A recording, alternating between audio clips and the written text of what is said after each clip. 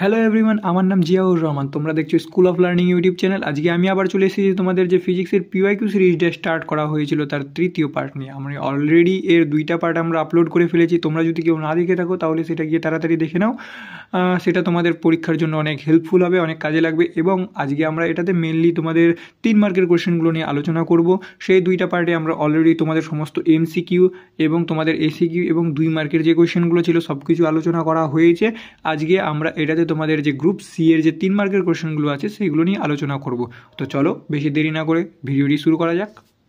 তো দেখো, তোমাদের যে গ্রুপ সি এর যে প্রথম কোশ্চেন অর্থাৎ যে 6 মার্কের যে কোশ্চেনটা রয়েছে সেই 6 মার্কের কোশ্চেন কি বলা রয়েছে, গাউসের উপপাদ্যটি বিবৃত করো। এটির সাহায্যে একটি দীর্ঘ ঋজু সুষমভাবে আহিত সরু তারের নিকটবর্তী কোনো একটি বিন্দুতে তড়িৎ ক্ষেত্র প্রাবল্য নির্ণয় করো। তো চলো দেখি গাউসের উপপাদ্যটি কী বলে। গাউসের উপপাদ্যটি বলে কোনো বদ্ধতলের মধ্য দিয়ে অতিক্রান্ত মোট তড়িৎ ফ্লাক্স ওই তলের অভ্যন্তরে অবস্থিত মোট আধানের 1/ε গুণ হয়। অর্থাৎ দেখো এখানে একটা ক্লোজ সারফেস রয়েছে, ক্লোজ সারফেসের মধ্যে কিউ পরিমাণ আধান রয়েছে, ঠিক আছে। এবার কিউ পরিমাণ আধান রয়েছে তাহলে এর মধ্য দিয়ে যে অতিক্রান্ত তড়িৎ ফ্লাক্স হবে সেই তড়িৎ ফ্লাক্সের পরিমাণ যদি আমরা ফাই ধরি তাহলে ফাই কী হবে, ফাই হবে এর মধ্যে অবস্থিত যে মোট তড়িৎ আধান রয়েছে তার ε গুণ। অর্থাৎ ফাই হবে তোমার 1/ε into Q, phi equal to Q by epsilon. এবার ফাইয়ের জায়গায় আমরা এখানে দেখো এর ক্লোজ সারফেসের জন্য আমরা এর মোট সারফেসটা দিতে পারি। অর্থাৎ এখানে ক্লোজ সারফেসের জন্য কোর ইন্টিগ্রেশন কি হচ্ছে E into DS equal to Q by epsilon, ঠিক আছে। এটা হবে তোমাদের সম্পূর্ণ। এবার তোমরা যদি শুধুমাত্র বিবৃতিটা যদি লেখো তবুও তোমাদের কোনো প্রবলেম নাই, কিন্তু তোমরা তার সঙ্গে যদি এই ছবিটা এঁকে দাও আর সেই ছবিটার সঙ্গে যদি এখানে এই ইকুয়েশনটা পুরো লিখে দাও তাহলে তোমাদের এখানে আর স্যার 1 মার্কও কাটার কোনো জায়গা থাকবে না, ঠিক আছে। তো আমরা গাউসের উপপাদ্যটি বললাম। এবার গাউসের উপপাদ্যের পরবর্তী যে তোমাদের অংশ, দ্বিতীয় অংশ রয়েছে এই প্রশ্নটির, সেই দ্বিতীয় অংশ দেখে নিই চলো।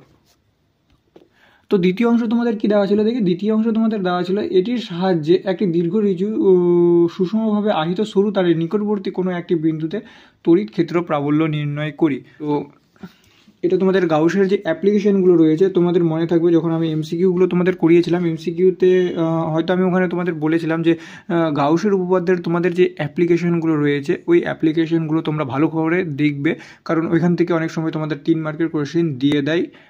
তো দেখো তোমাদের ওইভাবে 3 মার্কের কোশ্চেনে এগুলো দিয়ে দিয়েছে, তো তোমরা ভালো করে ওটা দেখে নেবে। তো চলো ওখানেই তোমাদের এটা রয়েছে। এবার আমরা এখানে করি একটা তার নিয়ে নিচ্ছি আমরা এখানে, ঠিক আছে। এর উত্তরে আমি একটা তার নিয়ে নিচ্ছি। তারটা ধরলাম আমি এখান থেকে ডট ডট ডট অসীম তার, ঠিক আছে।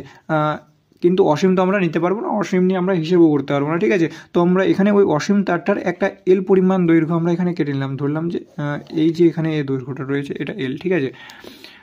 তো এই তারটা সুষমভাবে তড়িতায়িত অসীম তারটা, তাহলে এর যে একক দৈর্ঘ্যের আধান আমরা ধরে নিচ্ছি এখানে যে এর একক দৈর্ঘ্যের যে আধান রয়েছে সেই একক দৈর্ঘ্যের আধান হচ্ছে ল্যামডা,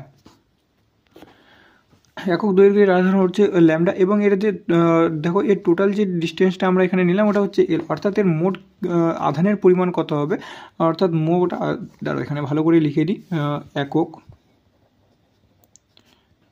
দৈর্ঘ্যের আধান সমান সমান ল্যামডা, ঠিক আছে।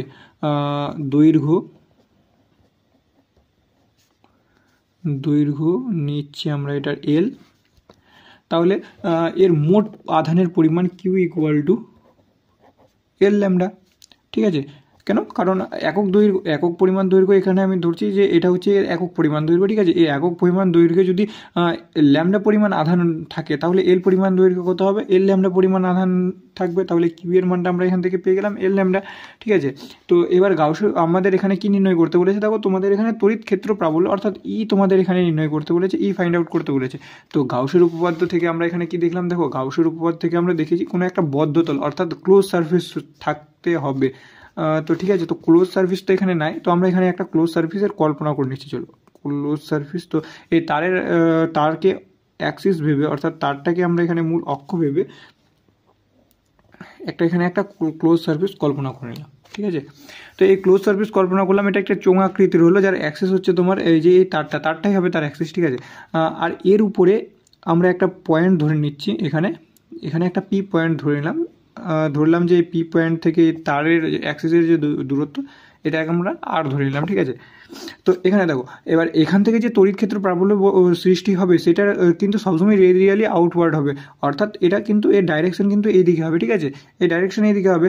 এবার এর দেখো এখানে কিন্তু এর দুইটা তল রয়েছে, একটা তল হচ্ছে তোমার এই যে এই বক্রতলটা, আর একটা হচ্ছে এর উপরের তলটা, ঠিক আছে। এই বক্রতল যদি আমরা এখানে ধরি, এখানে বক্রতলের আমরা একটা ছোট ক্ষুদ্র অংশ ধরছি, যার ধরলাম এই ক্ষুদ্র অংশটা হচ্ছে ডিএস। তাহলে এই ডিএস এর ভেক্টর ক্ষেত্র মানে এই যে ছোট একটা জায়গার জন্য এর ভেক্টরটা কোন দিকে হবে, এর ভেক্টরটা কিন্তু এই দিকে হবে, অর্থাৎ ডিএস ভেক্টরও কিন্তু এই সেম দিকে হবে, ঠিক আছে। তো ডিএস ই আর ডিএস এর মধ্যে যে মধ্যবর্তী কোণ অর্থাৎ থিটা আমরা ধরে নিচ্ছি, থিটা ইকুয়াল টু তোমাদের হবে হচ্ছে 0 ডিগ্রি, ঠিক আছে। তো চলো এখান থেকে আমরা কি পেলাম, এখান থেকে আমরা পেলাম হচ্ছে যে থিটা, অর্থাৎ এই যে ই আর এই যে ডিএস যে আছে, এই ডিএস এর মধ্যবর্তী যে কোণটা হবে, কারণ ডিএস তোমার এইদিকে এর ক্ষেত্র ভেক্টরটা এইদিকে ডাইরেকশন হবে, আর হচ্ছে তোমার রেডিয়ালে আউটওয়ার্ড, আর তোমার যে তড়িৎ ক্ষেত্র প্রাবল্য সেটা হবে তোমাদের হচ্ছে রেডিয়ালি আউটওয়ার্ড। তো সেই দিকে থিটা তোমাদের 0 হচ্ছে, অর্থাৎ এবার আমরা গাউসের উপপাদ্যকে আমরা কি পাই, phi equal to close integration of S into E dot DS, ঠিক আছে। তোমাদের এখানে দেখো এখানে আসলে এটা ডট হবে, ঠিক আছে, ভুল করে এটা ক্রস হয়ে গেছে, এটা ডট হবে, এটা তোমরা ঠিক করে নেবে, এখানে ডট হবে কিন্তু E dot DS Q by epsilon, ঠিক আছে।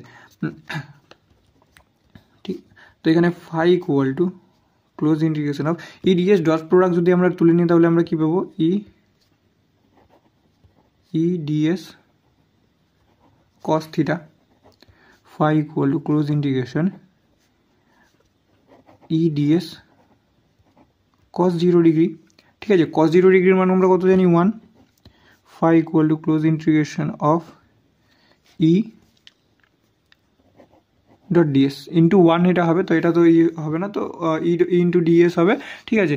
এবার এখান থেকে দেখো ডিএস এটা ক্লোজ ইন্টিগ্রেশন, তো আমরা এখানে এইটুকুর জন্য কিন্তু এইটুকু যে আমরা ক্ষেত্র নিয়েছি এইটুকু অংশের জন্য কিন্তু এখানে ফাইয়ের মানটা এটা হচ্ছে, ঠিক আছে। কিন্তু এখানে এইটুকুর জন্য তো না, এখানে আমাদের যে গোটা ক্লোজ লুপটার যে রয়েছে, যে গোটা বদ্ধ যে এই চোঙটা তৈরি করেছি আমরা এখানে ক্লোজ সারফেসটা, এটার জন্য আমাদের এখানে তড়িৎ ক্ষেত্র প্রাবল্য লাগবে। তো এর জন্য আমরা কী হবে, চোঙের যে ক্ষেত্রফলের যে সূত্রটা রয়েছে সেই চোঙের ক্ষেত্রফলের সূত্র আমরা এখানে বসিয়ে দেবো ডিএস এর জায়গায়। তো চোঙের ক্ষেত্রফল এরিয়া আমরা কি জানি, চোঙের এরিয়া আমরা জানি 2 পাই আর ইন্টু এল, ঠিক আছে।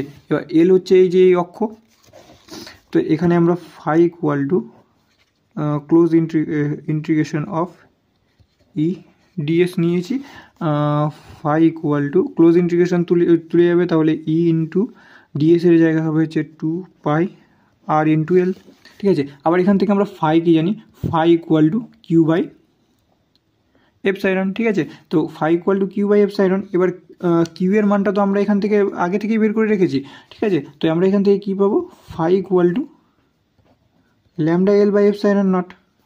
তোমরা এখানে এপসাইলন নট দিতে পারো, কিন্তু এপসাইলন নট হচ্ছে তোমাদের শুধু শূন্য মাধ্যমের ক্ষেত্রে, কিন্তু এখানে তো আমাদের মাধ্যম নির্দিষ্ট করে বলে দেয়নি, তার জন্য এখানে আমাদের এপসাইলন নট আমরা নিচ্ছি না, এখানে আমরা এপসাইলন ইউজ করছি, ঠিক আছে। তাহলে চলো এখানে ফাইয়ের জায়গায় আমরা এই ভ্যালুটা পুট করবো, ফাইয়ের জায়গায় এই ভ্যালুটা যদি আমরা পুট করি তাহলে এখান থেকে কী পাবো, আমরা পাচ্ছি ফাইয়ের জায়গায় lambda L by epsilon equal to E into 2 pi R into L, এখান থেকে এল কেটে যাবে, তাহলে ই এর মান আমরা কী পাচ্ছি, তড়িৎ ক্ষেত্র প্রাবল্য আমরা এখান থেকে পাচ্ছি ল্যামডা বাই 2 পাই আর, ঠিক আছে, এপসাইলন 2 পাই আর। এটা ভালো করে যদি আমরা লিখি তাহলে এটা হবে হচ্ছে তোমাদের ই ইকুয়াল টু, এটা যদি আমরা ভালো করে লিখি তাহলে এটা তোমাদের হবে হচ্ছে E equal to 1/2 pi R into lambda by epsilon. তো এটাই হবে তোমাদের এটার অ্যান্সার। দেখো তোমরা এটা ভালো করে দেখে নিবে, বুঝে নিবে। তোমাদের এটা রয়েছে গাউসের উপপাদ্য যে অ্যাপ্লিকেশন, গাউসিয়ান অ্যাপ্লিকেশন যে রয়েছে সেখানে তোমরা দেখবে, ভালো করে এটা বুঝে নিবে। ওখানকার যে অ্যাপ্লিকেশনগুলো রয়েছে সেটা তোমরা অবশ্যই ভিভিআই তোমাদের ওটা আসার চান্স খুব বেশি থাকে। প্রত্যেকবার ওটা 3 মার্কের একটা কোশ্চেনে দিয়েই দেয় প্রুফগুলো, তো তোমরা ওটা ভালো করে দেখে নিবে। তো চলো এবার তোমাদের যে পরবর্তী যে প্রশ্নটা রয়েছে সেই পরবর্তী প্রশ্নটা দেখে নিই। তো চলো তোমাদের যে পরবর্তী অথবা যে প্রশ্নটা রয়েছে সেই অথবার প্রশ্নটা দেখে নিই, যেখানে বলা রয়েছে তড়িৎ দ্বিমেরু ভ্রামকের সংজ্ঞা লেখো। তো চলো তড়িৎ দ্বিমেরু ভ্রামকের সংজ্ঞা প্রথমে আমরা এখানে দেখে নিই। হ্যাঁ দেখো, আমি দুইটা বিন্দু নিলাম, যার মধ্যে এখানে আমি একটা প্লাস কিউ, এখানে আমি একটা মাইনাস কিউ আধান দিচ্ছি, এবং এর মধ্যবর্তী আমি দূরত্ব ধরে নিলাম, এই যে দূরত্বটা, এই দূরত্বটা আমি ধরে নিলাম হচ্ছে 2L। তো এখান থেকে আমরা কি বলতে পারি, তড়িৎ দ্বিমেরু ভ্রামক কাকে বলে? ঠিক আছে, তড়িৎ দ্বিমেরু ভ্রামক যদি পি হয় তাহলে পি হলো এখানে যে দুইটা আধান রয়েছে সেই দুইটার মধ্যে যে কোনো একটি আধানের মান, একটি আধানের পরিমাণ এবং তার সঙ্গে এদের যে মধ্যবর্তী দূরত্ব অর্থাৎ 2L, এর যে গুণফলটা, সেই গুণফলটাই হলো তড়িৎ দ্বিমেরু ভ্রামক। ঠিক আছে, পি ইকুয়াল টু 2QL, এটাই হচ্ছে তড়িৎ দ্বিমেরু ভ্রামক। এখানে তো আমি 2L নিয়েছি, ঠিক আছে, তোমরা এখানে এলও নিতে পারো, যদি তোমরা এখানে এল নাও তাহলে পি ইকুয়াল টু QL হয়ে যাবে। মোট কথা তোমাদের এই সংজ্ঞাটা, আমি সংজ্ঞাটা লিখে দিলাম না, সংজ্ঞাটা তোমরা এইভাবে লিখে নিবে। সংজ্ঞাটা হচ্ছে তড়িৎ দ্বিমেরুর মধ্যে অবস্থিত যে কোনো একটি আধানের পরিমাণ এবং তার মধ্যবর্তী যে দূরত্ব, তাদের গুণফলই হলো তড়িৎ দ্বিমেরু ভ্রামক। ঠিক আছে, তোমরা এই সংজ্ঞাটা লিখবে। সংজ্ঞাটা লেখার সঙ্গে এই যে তোমাদের এই ডায়াগ্রামটা আছে, এই ডায়াগ্রামটা তোমরা লিখে দিবে, বেশি বড় নয়, সময় লাগবে না তোমাদের, এটা দিয়ে দিবে, তার সঙ্গে এটা লিখে দিবে। ঠিক আছে, আর অবশ্যই এটা যদি দাও তাহলে এর সঙ্গে এর অভিমুখটা দিয়ে দিবে। তড়িৎ দ্বিমেরু ভ্রামকের তোমাদের এই অভিমুখটা হয় যে নেগেটিভ আধান থাকে, নেগেটিভ আধান থেকে পজিটিভ আধানের দিকে এর অভিমুখটা হয়। ঠিক আছে, তো চলো তোমাদের যে এর পরবর্তী যে অংশটা রয়েছে, পরবর্তী অংশটার যে প্রশ্নটা রয়েছে সেই প্রশ্নটা দেখে নিই, যেখানে বলা রয়েছে একটি তড়িৎ দ্বিমেরুকে সুষম তড়িৎ ক্ষেত্রে রেখে 180 ডিগ্রি ঘোরানো হলো, কৃতকার্যের মান নির্ণয় করি। তো ঠিক আছে, কৃতকার্যের মান এখানে নির্ণয় করতে বলেছে। আমরা কি জানি, একটি তড়িৎ দ্বিমেরুকে সুষম তড়িৎ ক্ষেত্রে রেখে যদি মানে তার মধ্যে আমরা কি জানি, একটি তড়িৎ দ্বিমেরুকে সুষম তড়িৎ ক্ষেত্রে রাখলে মানে তার মধ্যে একটা টর্ক ক্রিয়া করে, আর সেই ক্রিয়াশীল টর্কের মান হলো tau equal to PE sine theta. ঠিক আছে, tau equal to PE sine theta. আর তাকে যদি একটি ক্ষুদ্র কোণ ডি থিটা, অর্থাৎ ক্ষুদ্র কোণ ডি থিটা কোণে ঘোরানো হয়, তাহলে তার মধ্যে যে কৃতকার্য যে করতে হয় সেটা হচ্ছে তোমার DW। ঠিক আছে, তো সেটা হচ্ছে তোমার DW, অর্থাৎ এখানে দেখো, এখানে একটা আমি সুষম তড়িৎ ক্ষেত্র অঙ্কন করছি, এখানে একটা সুষম তড়িৎ ক্ষেত্র, এর মধ্যে একটা তড়িৎ দ্বিমেরু ভ্রামক আমি এখানে নিলাম প্লাস কিউ, এখানে মাইনাস কিউ। ঠিক আছে, তো এর জন্য এর মধ্যে সর্বদা একটা টর্ক ক্রিয়া করবে, সে টর্কটার মানটা হচ্ছে এটা পিই সাইন থিটা হয়। ঠিক আছে, এবার এই যে টর্ক ক্রিয়া করে, এবার এই টর্ক ক্রিয়া করার জন্য আমি দেখো এখানে একে যদি থিটা কোণে ঘোরাই, বা এখানে আমি একে রোটেট করছি, তো থিটা কোণে ঘোরানোর জন্য যে কৃতকার্য হবে সেটা হচ্ছে DW। ঠিক আছে, তো অর্থাৎ এখান থেকে আমরা কি বলতে পারবো, DW ইকুয়াল টু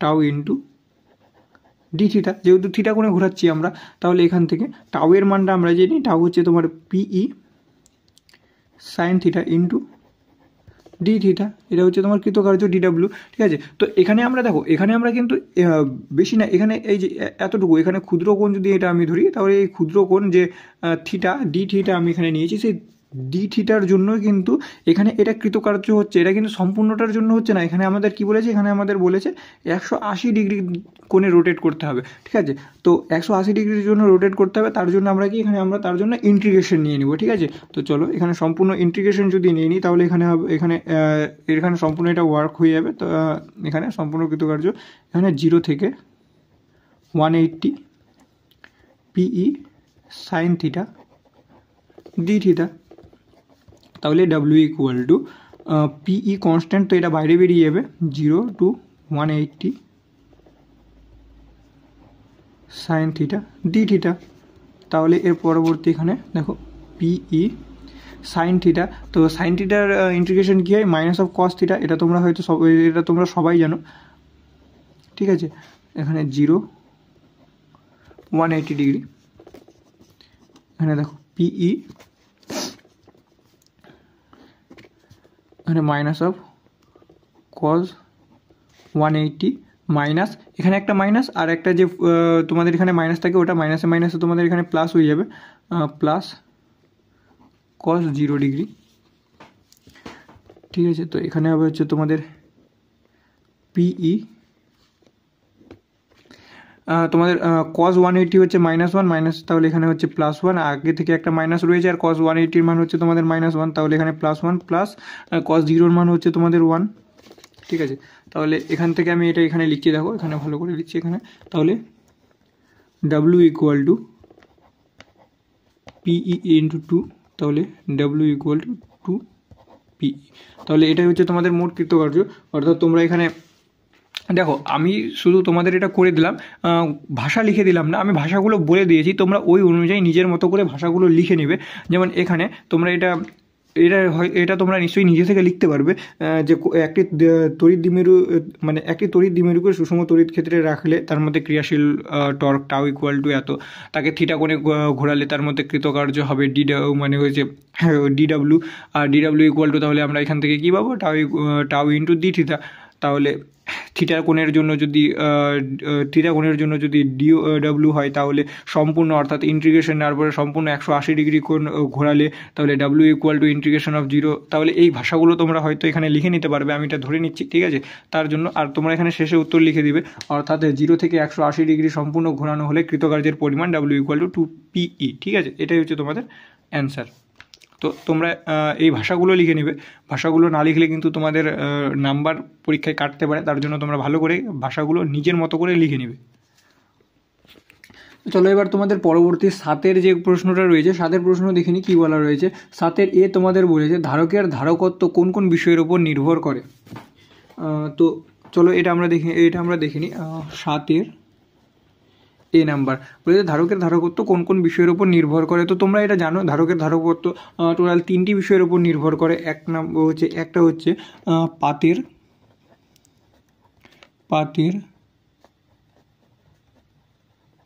ক্ষেত্রফল। পাতের ক্ষেত্রফলের উপর ধারকের ধারকত্ব কীভাবে নির্ভর করবে। পাতের ক্ষেত্রফল যত বৃদ্ধি পাবে ধারকের ধারকত্বও কিন্তু তত বৃদ্ধি পাবে, ঠিক আছে। পাতের ক্ষেত্রফল ইনক্রিজ করলে ধারকের ধারকত্ব ইনক্রিজ করবে। এবার হচ্ছে তোমাদের যে 2 নাম্বার যার বিষয়ের উপর নির্ভর করে সেটা হচ্ছে তোমাদের পাতের মধ্যবর্তী দূরত্ব। পাতের মধ্যবর্তী দূরত্ব, ঠিক আছে।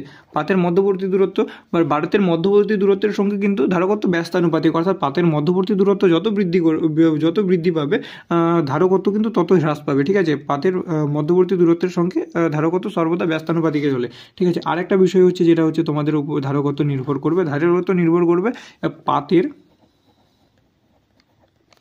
অথবা পাত দুটির